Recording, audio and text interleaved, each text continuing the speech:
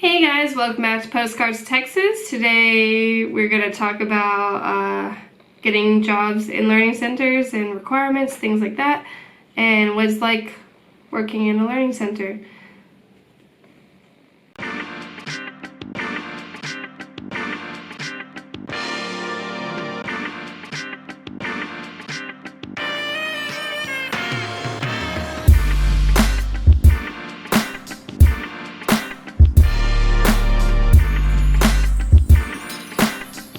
Guys, so you've decided you want to work in a learning center in Hong Kong. So main thing is the working hours will be probably a little bit later in the morning, so you won't be doing like a 9 to 5 job. You'll be probably going in to like 10, 11 o'clock, something like that, and then getting out around 7, 8ish. So that would be your working day.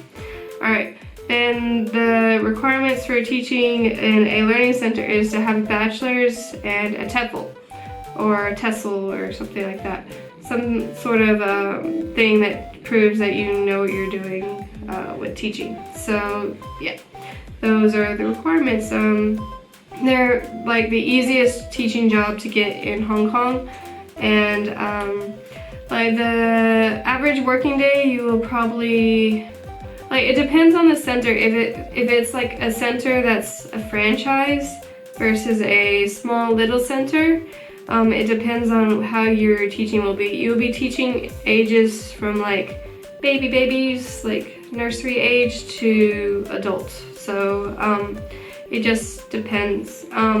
So my first learning center, they had me running everywhere around the area. So I was going to like 5 different learning centers in a day, sometimes 2, sometimes 3 different ones. It just depended on the day. They had like, the parents would schedule when they want their kids to come in, and then that's when I would go from center to center, and it helped me learn how to use transit.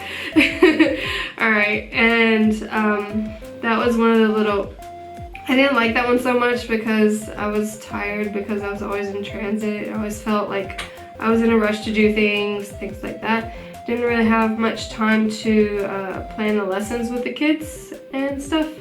And yeah, so I was teaching like a playgroup class, and then next I would teach like a P1 student, and then I had a P6 student. I was teaching like her how to do speeches in front of her class that she had to prepare for interviews and stuff like that. And I was also teaching an adult conversational English, so it like ranged from that to that. And other learning centers will just only do certain age groups. It just depends.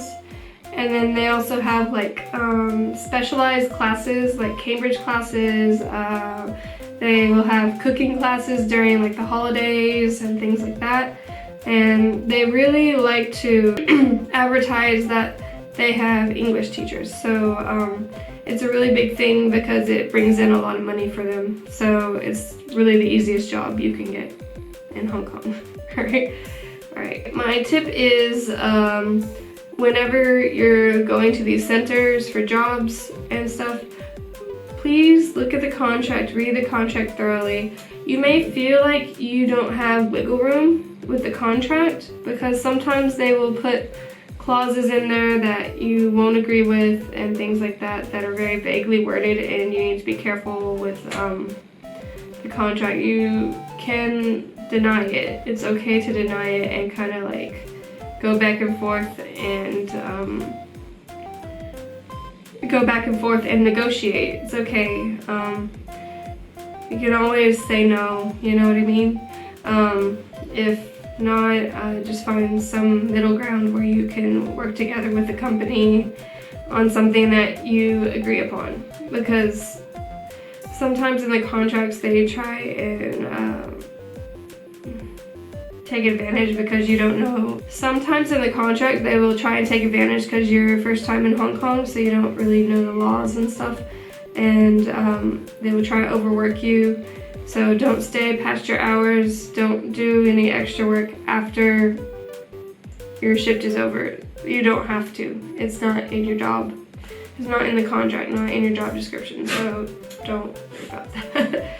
Because in Hong Kong, like at sitters, sometimes they will ask you to do more than you're supposed to do. So yeah, just be aware of that. Alright guys, I hope you enjoyed this video. And let me know if you had any experience working in learning centers in your country or in Hong Kong. Please give us a big like, hit the subscribe button and the bell, and we'll see you next time. Bye!